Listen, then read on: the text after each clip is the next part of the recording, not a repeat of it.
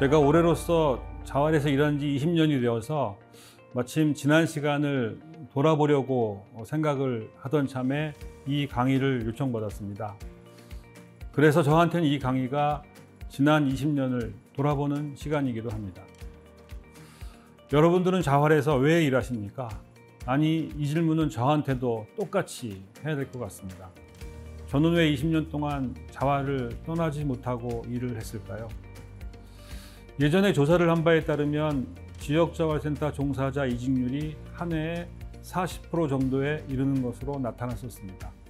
지금도 크게 다르지 않을 거라고 생각합니다. 자활에서 일하는 것을 어렵게 만드는 이유는 여러 가지가 있습니다만 저는 근본적으로는 자활 사업이 지니는 특수한 성격에 있다고 생각을 합니다. 10년쯤 전에 김수영이라는 분이 쓴 자활 사업의 딜레마라는 글을 본 적이 있었는데 자활의 문제를 정확히 짚고 있어서 저도 오늘은 자활 사업의 딜레마를 중심으로 이야기를 시작하려고 합니다. 자활 사업의 첫 번째 딜레마는 자활 사업 참여자는 복지사업 대상자인데 이를 통한 자립을 추구해야 하는 데서 오는 딜레마입니다. 21년 말 기준으로 자활 사업에 참여하고 있는 사람은 5만 2천 명 정도입니다. 그 중에서 15%에 해당하는 8천 명가량이 근로능력 점수 45점 미만입니다. 근로유지형 사업에 참여하거나 일반 수급자로 있어야 할 분들입니다. 반면 근로능력 점수 80점 이상은 3천 명이 채 안 됩니다. 그러다 보니 게이트웨이 단계에서 참여를 종료하는 사람들이 10,000명이 넘고 가장 많은 사람들이 참여하고 있는 사업단이 부업장입니다. 즉, 현재 자활사업 참여자의 상당수가 복지 서비스 제공이 중심이 되어야 하는 분들인 것입니다. 정부에서도 이러한 추세를 반영해서 시장형 자활 근로 기준을 변경하고 3년 이내 자활기업 창업 의무를 완화했습니다. 그럼에도 불구하고 여전히 자활기업 창업을 통한 탈빈곤은 자활사업의 주요한 목표 중에 하나입니다. 이렇듯 자활사업에는 대상과 목표의 불일치에서 오는 딜레마가 존재합니다. 두 번째는 집단과 개인 사이의 딜레마입니다. 예전에는 여러 명이 자활기업을 창업하는 사례가 많았습니다만 요즘에는 외식업종 중심으로 두세 명이 소규모로 창업하는 사례가 늘어나고 있습니다. 사실상 동업과 다르지 않습니다. 그런데 여러분, 부모 자식 간에도 하지 말라고 할 정도로 어려운 게 동업입니다. 실제로 자활기업을 창업하고 얼마 못 가서 한 사람이 그만두는 경우가 비일비재합니다. 그러면 또 지역자활센터에서는 자활기업 인정 요건 유지를 위해서 사람을 부지런히 찾아서 보내야 하는 문제가 발생합니다.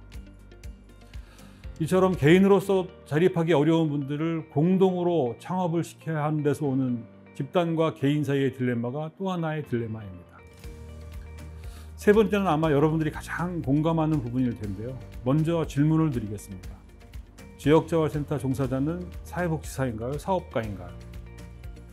모르는 사람이 들으면 지역자활센터 종사자 대부분이 사회복지사인데 무슨 그런 바보 같은 질문을 하나 하겠지만 여러분들은 무척 공감이 되실 겁니다. 요즘 지역자활센터 종사자 대부분은 물론 사회복지사입니다.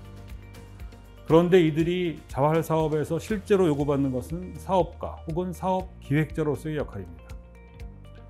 제가 예전에 현장을 갔을 때 사업단을 6개나 맡고 있는 실무자를 본 적이 있었습니다. 그 정도면 프랜차이즈 회사의 전문 경영인이나 혹은 사업개발센터 담당자와 크게 다르지 않을 것입니다.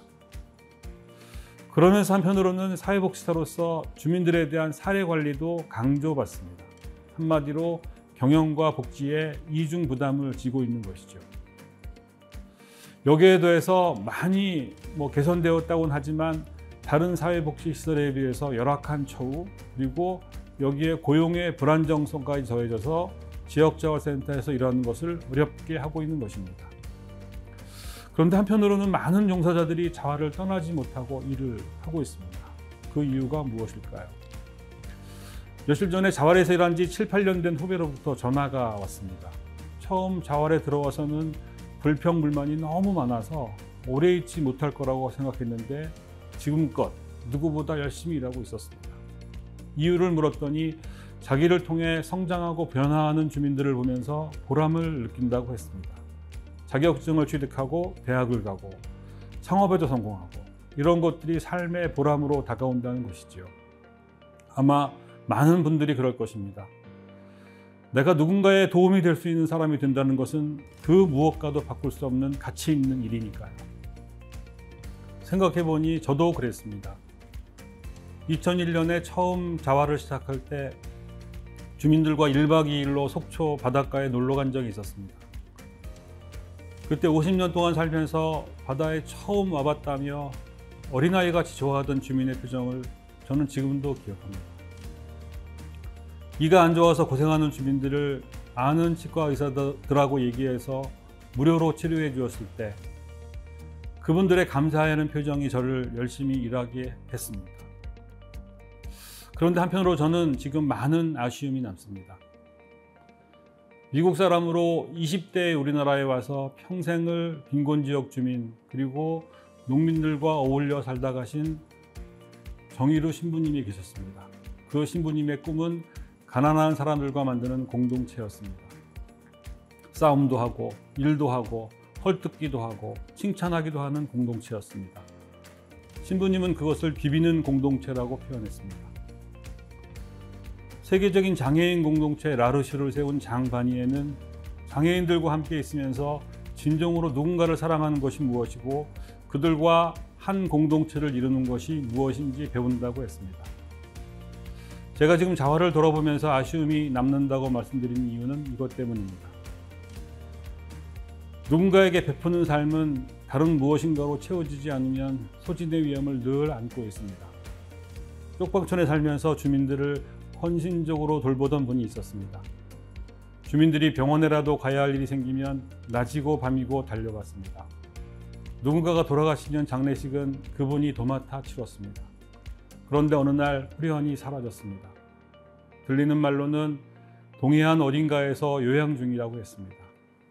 수년 동안 주민들을 돌보느라 자기를 돌볼 여유가 없었던 것입니다. 우리 주위에도 열성적으로 일하던 사람들이 어느 순간 보이지 않는 경우가 있습니다. 일방적으로 도움을 주고 베푸는 것이 아닌 함께 부대끼며 살아갈 때 상대방만이 아닌 나의 삶도 채워지고 우리 마음도 그만큼 여유로워질 것입니다. 자활이 여러분들에게 그런 존재가 되기를 바라고 저도 또 다른 현장에서 그렇게 노력하겠습니다. 두서없는 말씀 들어주셔서 고맙습니다.